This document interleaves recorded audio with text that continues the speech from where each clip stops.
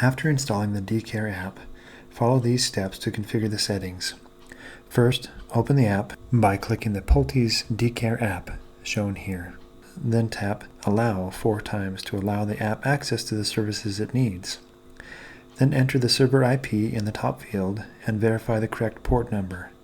The IP address and port number for the Poltys server can be found on another droid that's already configured or by contacting your Poltys dealer for assistance.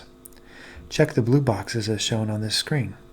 In the Accept and Call section, choose the option that is similar to your other droids. Usually, Accept or Call is chosen. Then tap Finish Device Setup at the bottom. In the login screen that follows, log in with your username, password, and select a zone to log into, then click Sign In at the bottom.